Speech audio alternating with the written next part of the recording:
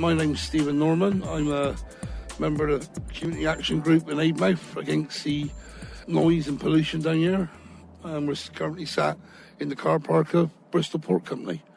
Now, the Bristol Port Company, it doesn't actually look as if the building's full. How old is this building, and how have you seen it change over the years? The port itself changed dramatically over the years. When it was run by the local authority, as you can see, there are 3 stories to that building. All those offices were full. The building is just decayed, isn't it? I mean, there's been no maintenance on it. It's just decayed. It's an eyesore, really, isn't it? If you look at it, it's an absolute eyesore for a company that's making all the millions they're making. Well, it's now a private company, Bristol Port Company, owned by 2 merchant venturers, David Ord and Terence Mordaunt. And they have total control. And as a lot of people may know, that our esteemed Mayor Ferguson recently gave them the freehold for £10 million. He basically gave them a lottery ticket. Why do you say it's a lottery ticket? Is it? I mean, surely it's a bit of a liability, the port, at the moment, because a lot of ships it can't take, and also it's a lot of maintenance, isn't it? A lot of money needs to be spent on it too. No, I disagree with that statement. They've got plans, future expansion plans. When you consider it's not just the port they own, they own a lot of surrounding land, 2,300 and something acres of land, and pockets of land in Avonmouth. Up the Cabot Park have been selling for 8, 9, 10 million just for one pocket. They were given a lottery ticket. And then consider the other aspect, that they're going to build a deep water terminal out in the estuary that'll be for containers, and that's already in place. That's a joint venture with the Chinese, and that may well explain why our esteemed mayor has been spending a lot of time in a certain place in China. I know a lot of Chinese have been seen on the port over the recent years, and it's rumoured to be it's going to be a joint venture. So if you look at the value of the port, then it will be astronomical. You'd be looking probably 800, 900 million pound it'd be worth. Well, that's quite a good deal then, isn't it? Absolute bargain basement. What can one say? He gave it away. He gave an asset that belonged to the city, and he just gave it away. Well, I mean, the City Council agreed to it, surely. Well, I don't think they're only saying it because I don't think people realise when they elected Mayor Ferguson how much power he was going to have. And the fact, no matter how much he claims, and this is purely a personal observation and a personal opinion, no matter how much he claims to have distanced himself from the venturers, it's absolute rubbish, like the stuff that he brings down here by the bucket load. This is the recycling, this will become the recycling hub of the southwest. We're looking at some buildings here. Well, this one here is an old granary, Ford's granary, no longer in use. And the one over in the background there, that's House Goods, where he used to make the dog biscuits, so spillers. I'm not sure what they're making there now. This is another grain silo, which they have to keep, obviously in case of war. There we go. Really? You say obviously. Yeah. What's that about then? It's just sitting there. Has it got any grain in it? It's probably got grain storage. Basic commodity of war, isn't it? Is bread. And to make bread, you need wheat. So when they pulled spillers down, the silos were kept. And you will notice, as we go further up the dock, that there's another silo there that's kept.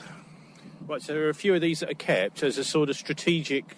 Yeah. But I mean, if there is a war, surely someone's going to bomb these things, aren't they? Well, I would imagine so, but I mean, they've not taken that into calculation, And if there's a war, I don't think it's going to survive a nuclear blast, so... Well, there's also a railway here. You might just be able to hear the train in the background. The Avonmouth 7 Beach line.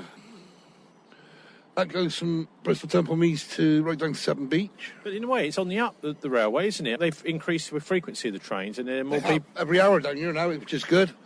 It's a great mode of transport.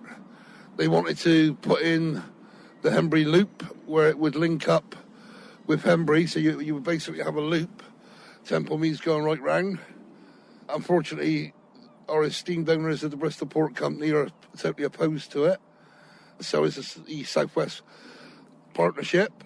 So Terence Mordaunt and David Ord, merchant venturers. So tell us a bit about these two guys, because it's actually over the years, the history of the Bristol Port has been effectively a small group of very wealthy merchants, including the merchant venturers who were behind John Cabot's voyage originally, and then the slave trade.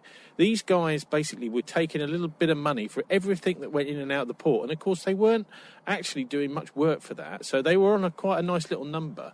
What are they like, these two particular merchant venturers? Well, they own the port now. I mean, Orestein Mayor George Ferguson has given them the freehold for 10 million. They own the port now. They were leasing it from the City Council before. It's not a case of where they were taking money from the port. They own it. That price of 10 million, is that a realistic price? Well, the frustrating part with the 10 million is there were secret meetings being held all the way along. Michelle was given a code name, Project Victoria. Well, Victoria is the name of a road that leads in the far entrance to the port. There was a secret meeting between David or Terence Morden and Mayor Ferguson at the council house in his chambers, should we call it? December 2013, when it was basically, one would imagine that it was a signed deal. There were no minutes of the meeting. What evidence have you got for that? Freedom of information request, openly admitted it, there was a meeting. There were no minutes taken. Again, freedom of information request confirmed that. Okay, well, let's go around looking a bit further around the port. We've got this grain. Well, I don't know if it's grain. It seems to be going towards the grain silo. But what is this? This looks like a covered conveyor belt. It's actually up above the ground, isn't it? But it's enough space for a lorry to get underneath it. Yeah, it's a covered conveyor, as you rightly said, and that comes from Portbury Dock, and that carries coal. Now, that was built with a subsidy from the government, Margaret Thatcher's government, just before the miners' dispute, and became operational during the miners' dispute. That sounds like a bit of a conspiracy there, that it was almost as if this was part of the armoury that the Thatcher government had to fight the dispute before it had even started. Yeah, clearly it was, because, as you know, from the miners' dispute, they were having trouble getting lorries into the power stations, whereas this could be trained in, down a railway track straight into the power station. It was feeding Didcot until recently, and I believe it's now feeding one of the last surviving coal-fired power stations around here in Milford Tidville. Okay, so if we go a bit further around there, we see underneath the conveyor belt we've got the entrance to the port. It's a level crossing for the railway, and this is where all these lorries and tankers, as we've been stood here, going backwards and forwards. It's actually quite busy, isn't it? Oh yeah, very busy. We've got a ship on the move here. Look, you see the ship's moving. The ship here, just here with the three cranes, is coming along. It's going to load scrap, so that is actually being towed along the jetty. Those three cranes are moving, so that must be a ship, I think. It's a ship, yep. It's definitely a ship, and it's going to be tying up on that scrap berth there. As the lorries go in and out of Avonmouth Port, you've got on the left-hand side a gigantic pile. It does look like scrap. What is that? Oh, that's not gigantic. That's small. Is it? Yeah, that's shredded cars. So your car, when you take it to the scrap dealer, he gives you £100. Well, I'd be surprised if you get £100 now. You sometimes have to pay them to take it away. It's then brought down to Sims Metal, which is just beyond here, and they have what is known as a shredder. The car goes in whole and comes out in little pieces. I imagine they take things like the engine out to melt that down, don't No, it's all shredded. Everything, the seats, everything goes in whole and comes out in little pieces. So that massive pile of scrap is our old cars there. Yep. But where does it go to? Who pays good money for shredded cars? India, China, mainly out the Asian bloc, anywhere that it's producing, really. So what do they do with it once it gets there, do you know? Turn it into steel and make new cars from it. Okay, so they have to sort, I guess they're sorting through. No, it's sorted. It's already sorted. Oh, is it? All the phosphorus stuff, all the non-ferrous metal is sorted by the system. A lot of the contaminants within the metal's taken out, and then that's just put into the molten pot. So that is basically shredded steel and various other metals? Yeah, and it's just put into the molten pot. And those three cranes we've seen moving just a minute ago, they've stopped now, but they are a ship, and that is going to go off to India, China, somewhere like that. Yeah, that's going to be going somewhere like India, China. And if you notice, the big blue crane with the gantry up, that's the grab. And if you just notice, you can just see the pile of scrap over the tops of the rooftops there.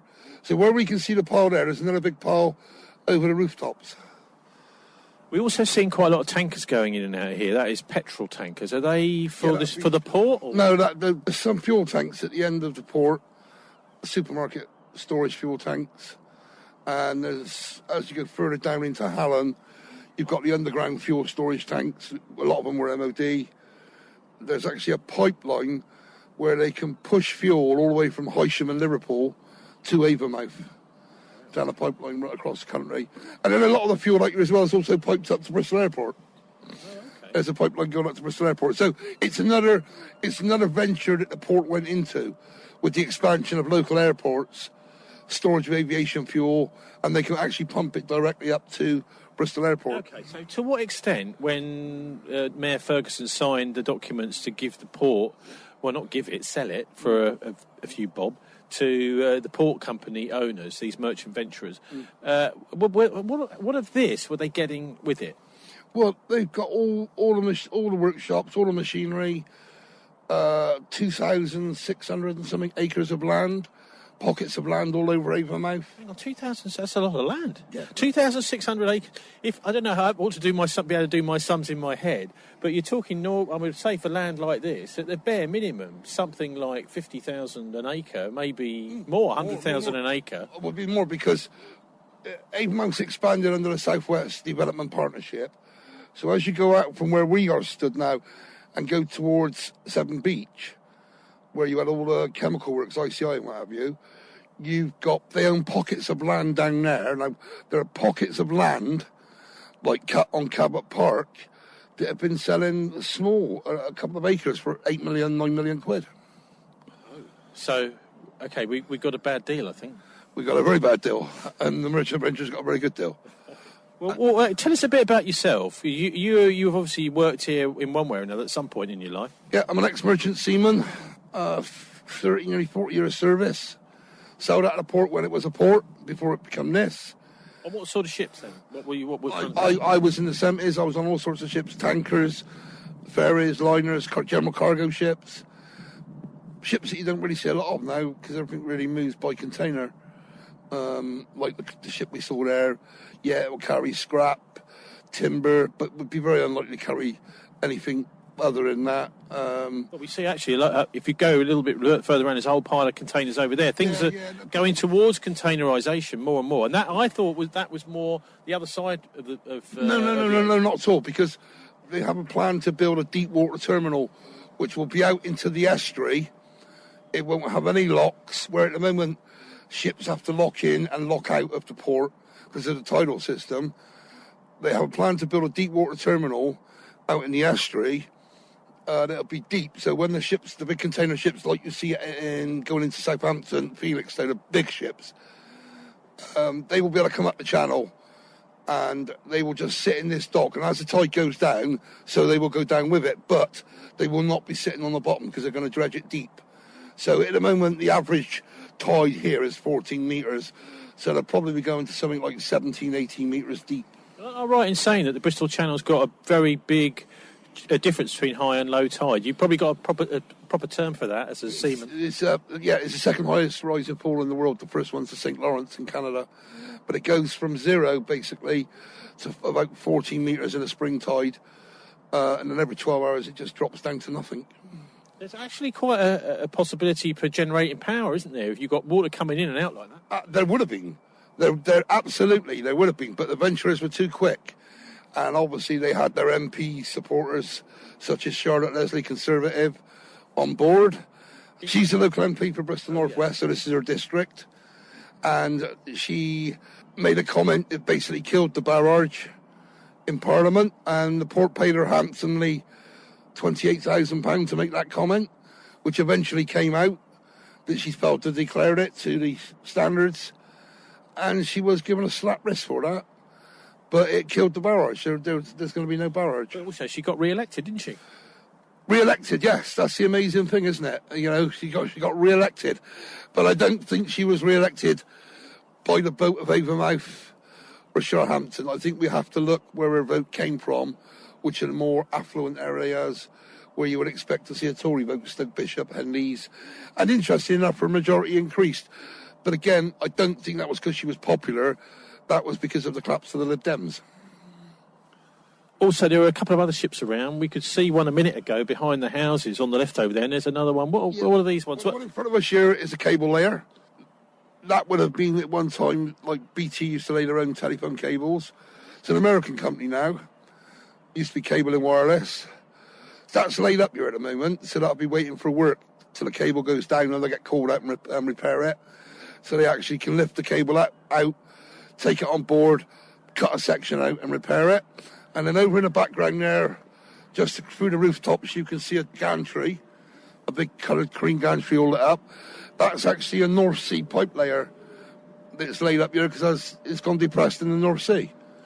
If you drive past, there's a lot you can't really see. There's a lot of these grain silos you were talking about, and most of it is cut off to the public. So what are the facilities we can't see you haven't mentioned so far? They import orange juice through Avonmouth from Brazil, and places like that. You've got the cruise liners that are now running out a year, Fred Olsen's and people like that out of Eshed. You've got cement berth that's sometimes used by Castle Cement. You've got premix out there. All sorts come through timber. Zinc Ignites over on the corner. East of a precious metal warehouse over by the lock gate. So people think because you don't see a ship, it's not a busy port.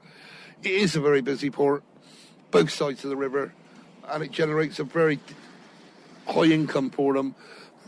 So this north side is Avonmouth, the south side's Portbury, is that right? But because you said that the conveyor for the coal comes from Portbury. It does, yeah, it does. It comes over the top, does it? It comes underneath the river. Oh, it comes under the river? Under the river, yeah. They put a tunnel. That was it must have been quite an expensive splash out for the Tories back in the 80s. I would imagine it was, but then if you look at what they achieved by building it, closure of all British pits. And then if you delve deeper, you'll see that Dennis Thatcher was heavily involved in coal mining companies abroad. Right, so he was probably making a few bob. I mean, recently they've just had this decision to close Kellingley Colliery in Yorkshire, which is the last deep mine coal in this country. We're now reliant on coal from Russia and Colombia, and anywhere else. Do you know where it comes from? It comes in. China, South Africa, wherever, because their mines are mainly open cast, and it's cheaper, or they say it's cheaper. I'm still trying to work that one out, but there you go. How is it cheaper when you put people out of work and take the food off the table? As we're looking at this port now, the demographics of it are quite unique in the fact of how close the housing is to the port. You wouldn't see that.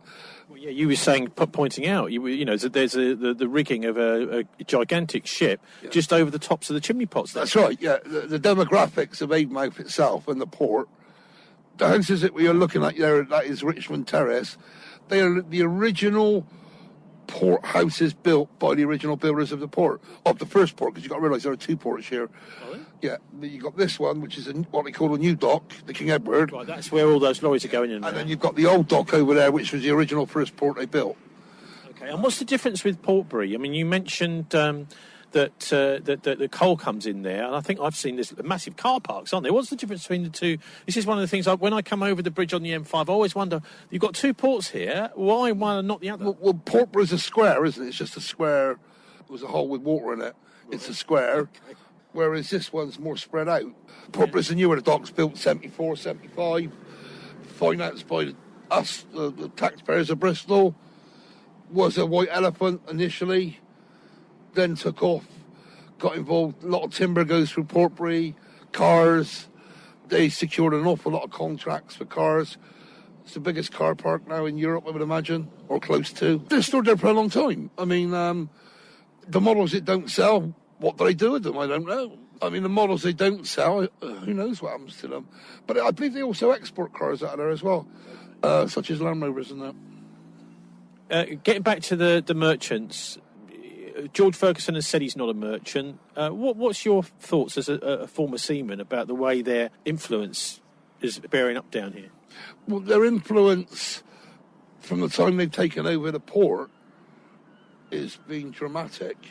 I mean, when Margaret Thatcher decided she was going to denationalise all the ports and they were all going to become private, these people came here, promised this village everything.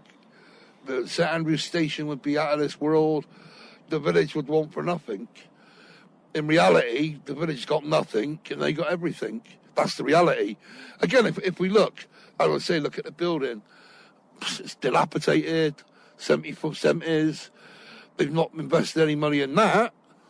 If you go into the middle of Avonmouth, actually, dilapidated is the word I'd use, because you've got a big, I'm not sure what the, opposite the pub, you've got a great big building, which looks like it used to be a bus station or something. I'm not even sure what it was, but it's been empty for years. Yeah, it was a bus station. Was it? Yeah, it was a terminus. I mean, you got to realise, in the 70s, there was probably 1,000, 1,500 dockers going out here this time of night. You know what, it reminds me of Filton a bit, because Filton used to be absolutely cooking too, didn't it? Yep. And look at it now, coming up to 5 o'clock, no one. It's all mechanical handling, all gone, killed. There used to be a thriving community out there. This port has done nothing to restore it. It's done nothing to help to restore it. You would think, with the passenger liners coming in here, they would at least look at ways of the community benefiting from the passengers that are coming to join these ships. But they're taking in the far gate. So they come in at the far gate by the Avonmouth Bridge, down to the terminal, which is S-Shed, board the passenger ship. We don't see them in the village. Mind, there's nothing for them to come to the village for. 2 convenience stores, a takeaway and a betting shop. So, and a couple of pubs, you know. Well, you've seen a lot of changes, haven't you? Oh, dramatically. But I feel about it. It's criminal. It's absolutely criminal. This has got the North Bristol Food Bank, the most used food bank anywhere in the city. People down there probably ain't got a meal on their table tonight. It's criminal, it's outrageous. But isn't it inevitable in a way, because you've got, I mean, as we can see, the machinery around us is now doing the job that thousands of men used to do? Yeah, I'll accept that argument, but in the same context, the people that are making vast millions and putting their bank coppers that they'll never live to spend it all, what are they doing to help the community? Bristol Port Company makes great play about its community fund as a trust fund, believe it or not. But if you actually look into it and delve into it, it gives to those that support its cause. Those that don't support its cause receive nothing. You know, so let's look at who supports the cause. Avonmouth Rugby Club, and all credit to them, they get money from the port. Avonmouth Football Club. The Sea Cadets, let's look at the Sea Cadets. Are we not just producing future cannon fodder for the Royal Navy? You know, people that have got a basic education. It's a bit like the Merchant Venturers School at Withywood, really, isn't it? With the Army Cadet Unit on tap cannon fodder, do you know what I mean? Encourage them to join the army, and we know that we go into wars that we shouldn't be involved in, and people get killed. So it's an underprivileged estate. Well, tell us about your group then. Our group was set up, there were 2 groups. One was set up before I got involved. I stood for the local elections last year, and I actually live just outside. I live in Sharhampton now, but all my life I spent down here. And I became aware that there was a massive problem down here with dust and noise pollution. And I met up with a guy called Ian Robinson, who's done an awful lot of work, background work, documents, EA, everything. And we had a few marches last summer to wake the port up, which we did. Was that 2 or 3 people? No, it was quite a few from the community, about 50 or 60 people on each march. And where we are actually stood now, we turned up on their doorstep with a nice big megaphone and my loud voice. And all of a sudden we had their attention. I wonder why that was. We stopped the traffic coming in at the port for a while to show our discontent. And then all of a sudden, Bristol City Council want to sit at a table with us, and so does the port, and so does the Environment Agency. But have we got any further? Reality, no. Because what they've done, this may sound absolutely ludicrous, but Mayor Ferguson actually visits Avonmouth on a regular basis. But he meets with a selected group of people. And that selected group of people have set up an organisation called Avona. Yeah, now Avona is receiving vast amounts of public money. It has no mandate from the community, no mandate whatsoever. It's been assisted by the neighbourhood partnership. It's got one person who is an unelected leader, and interestingly enough, that person owns his own business. So I wonder where his loyalties are heading towards. They recently had a skating rink in the church just up here. Now that leads me on to another thing. I'm not a believer in God, and anyone that does, that's their choice. But I'm trying to equate how a church that most people who do believe in God would want to visit on a Sunday and say prayers and sing their songs. But this church, God only visits twice a month because the vicar's only there twice a month. And then we delve a bit deeper and see the involvement in the church, which is a non-political organisation, or it claims to be. And then we look at their involvement in Avonmouth through various freedom of information requests by the Avonmouth Community Action Group, a.k.a. myself, Mr. Robinson, and a young lady over here that maintains a little park here that they wanted to close, Lisa Hayes. We found that the money that is coming in is actually being laundered by the church. So the money is going through the church's account. Now, how is that a non-political organisation? I mean, surely they're giving it to the church to distribute. They're not laundering it. That's a bit naughty of you to say. It's laundering public money because they are laundering. I'm sorry, they are laundering public money because there is no mandate for this group. This group doesn't have a mandate from the community. It does not have a mandate. People might say you're not elected as well, aren't they? But my thing is I am protesting against, because it's different. I'm not receiving money from George's slush fund. And that might sound harsh, but as I said, George visits here on a regular basis, and he has secret liaison meetings in the Avonmouth Community Centre with the representatives of Avonmouth, the neighbourhood partnerships, the likes of Tracy Brown and Keith Houghton, and they decide then how much they're going to give for the next project. They've just received a vast amount of money. They just had a plastic ice skating rink in the church car park. Well, that's going to at least cheer the kids up, isn't it? Well, no, it didn't, not really. I mean, how can you cheer... I agree with what you say. In some ways, it will cheer the children up, yeah? But is it not false hope? Because the people that are polluting them are killing them.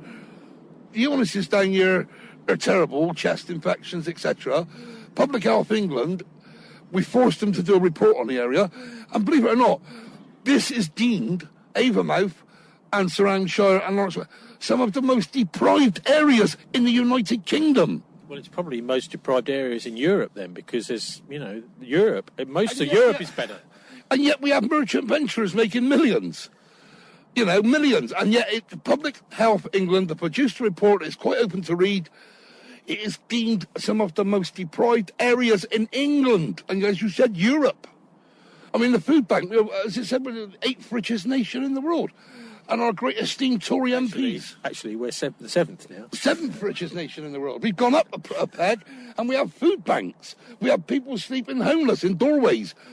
It's cold. It's cold tonight. Would you agree? There are people out there tonight sleeping in doorways. Why doesn't George, or why doesn't the merchant venturers? Well, you could put an awful lot of sleeping bags on 2 floors of that building. No, instead, they're going to pay a security card to make sure no one comes near into the building. That's right. So kill your workforce as well, yeah? Or your future workforce. Anyway, Steve, can you see a solution to all of this? Yeah, absolutely. There has to be a working group that works together with the port. They're not going to go away. No one would expect them to go away. I mean, they create a lot of jobs. But what there has to be is proper enforcement of regulations. The regulation is there in place. I mean, the scrap berth now, that ship we just saw pull up, that will be loading all night long.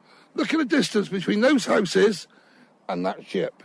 And they will hear that scrap being dumped every night for 3-4 days into that hole all night long. Now, BCC got a noise expert to come down here, and he actually found in favour of the community. And he actually said it is affecting people's health. And what have these people do? They just bury their heads in the sand. And again, this is why Avonmouth was set up. To distract, because you've got this unelected leader telling these people there's nothing wrong in this community. Come knock on a few doors there and ask them what's wrong. They have set up a group to break the protesters. But it won't work. Because the next massive dust cloud or the next plague of flies we get, we will be back on their door. Tell us what that plague of flies was all about. Well, has it been back this year or not? It's never gone away. It's never really gone away. Let's look at how that came about. George's Green Capital of Europe, 2015. What an interesting statement. What was he recently said?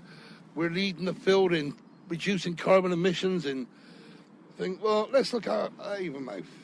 recycling hub of the southwest. So they set a partnership up with a company called New Earth Solutions, who takes the waste. And then they decided to separate it.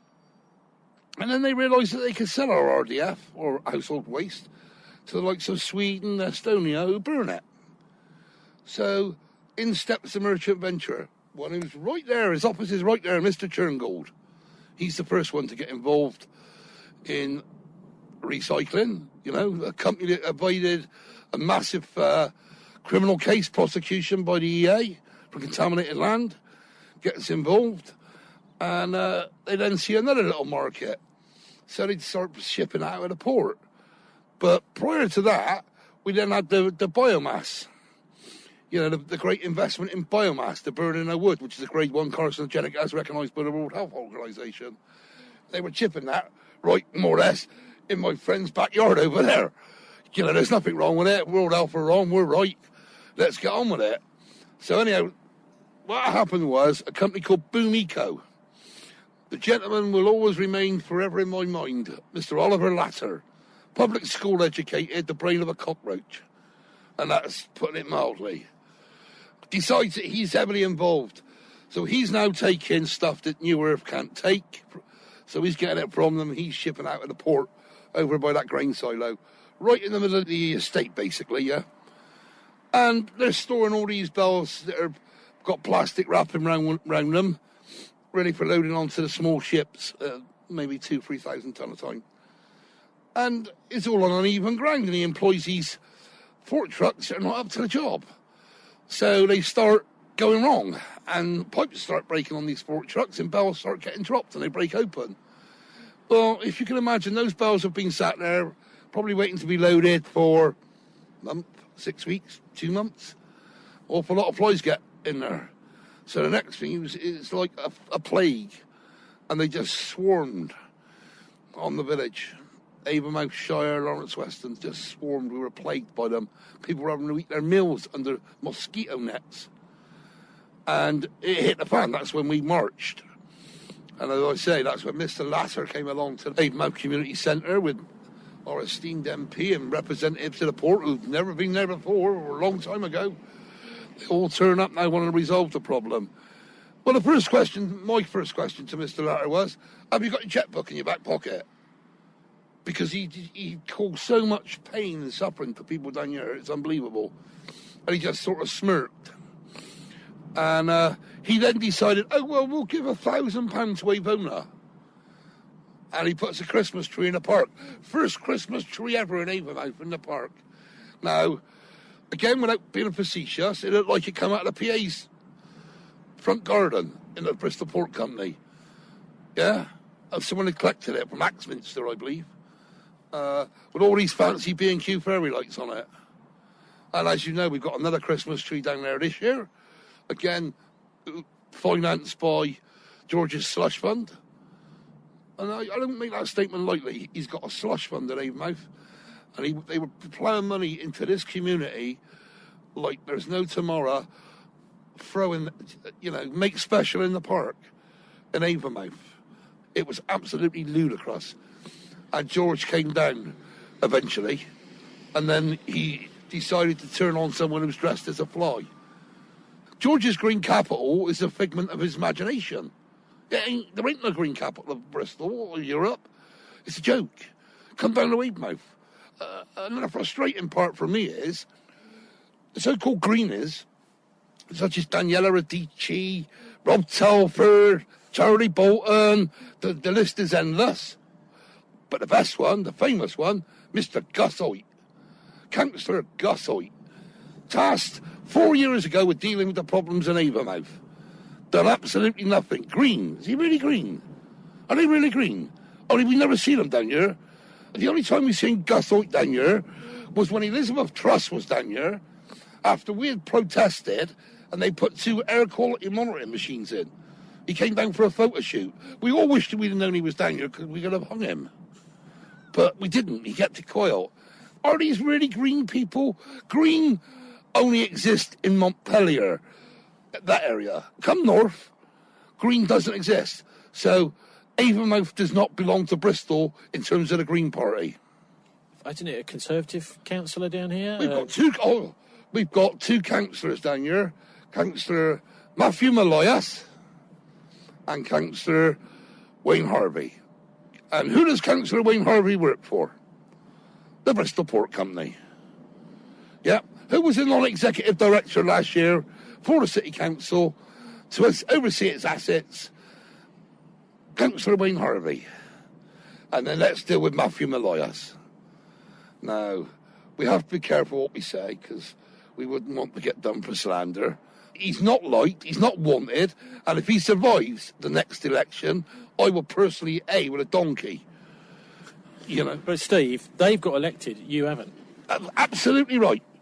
But elected on what? And they were elected at a time, if you look at Harvey's election, it was at a time when the Labour Party weren't doing good. Doug Naismith was around here, he's not a well-liked man, even though he was MP, a bit like Charlotte's not liked. You're right, and let's look at Matthew Maloyas. How did Matthew Maloyas get elected? I'll tell you how he got elected, because I took 135 votes when I stood last year from the Labour Party, and he won by 14 votes. So you helped him get elected, didn't you? Basically.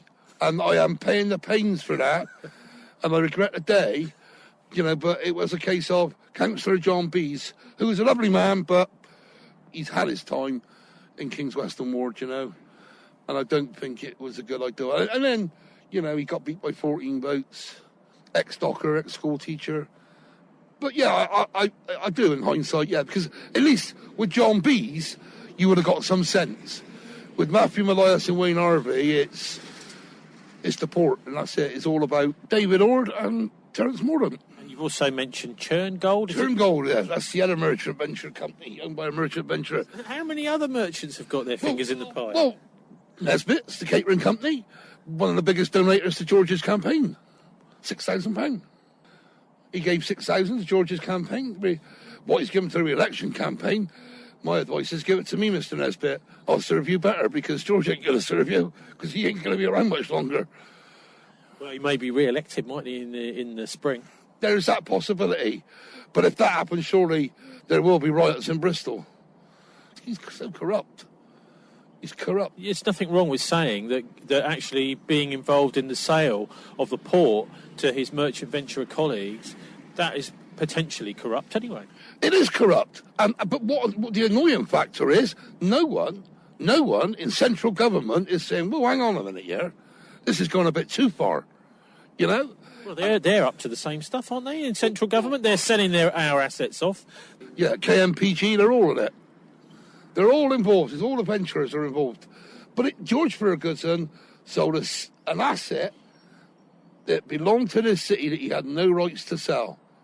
And the most heartbreaking part is not a single elected councillor had the guts to go and take a judicial review, yet they had the money. There were rumours that a certain councillor, I'm not going to name him, was going to take a judicial review. And the person had the money to do it as well, but they were just rumours. So what do you think about the possibility that there might be a referendum about whether to have a mayor or not? I think that's great, and I've always had a lot of time for Councillor Yanks, former Councillor Yanks. She was always fair. I've had a number of meetings with her, always very fair, true to the cause, if you like. Very much I lived down, but also had the time and patience to listen. What do we have now? Well, we are lucky in the sense that Tim Lehman, another councillor, Lib Dem councillor, who will become part of this ward next May, is actively involved, but I think he's throwing his towel behind Avona, and it's just not going to happen, because the community is not going to let it happen. But what's going to happen when it looks like there may actually be a referendum? Do you think Georgia will be the death knell for the mayor, or do you think the mayor will continue? I think it'll be the death knell. People just didn't realise. I mean, let's look at what he got elected on, the percentage of the vote. 18,000 votes, something like that. It wasn't a huge amount. I mean, can he seriously think that what he's done to this city, and let's bear in mind this is going to be a local election as well, does he seriously believe he's going to get re-elected? I'm sure he does. I have my doubts. Are there any opposition to him? I think there's a very dark horse that people are not mentioning at the moment, and that is John Langley. I think you will see John Langley surprise a lot of people when it comes down to the campaign.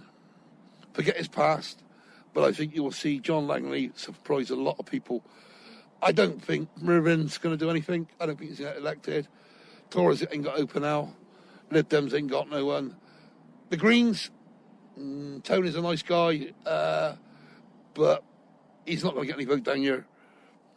And you're going to need vote for right across this city. And then there's Paul. I mean, Paul's another dark horse. Paul Saville. Anyway, look, just to round off, if you were sitting in the hot seat at the City Council, what would you like the City Council to do down here? Now, obviously, they've sold off the port, so they can't do a lot about that. That's now commercial. But what would you like to see the city doing for Avonmouth? The first thing I'd like to see the city do is George has allocated £1 million to this area. But that's not just Avonmouth, that's Avonmouth, Shirehampton, Lawrence Weston and Sea Mills. So £250,000 buys you nothing. So this is my message to Mayor Ferguson. Give us the other £9 million you stole from us. Because yes, you have stolen it, George. It belongs to Avonmouth. We have to put up with the crap. Never mind anywhere else. Give it to the people it belongs to and give it back and do something with it in this community. That is my message to Mr. Ferguson. Give us back the money you stole. You're listening to dialectradio.co.uk.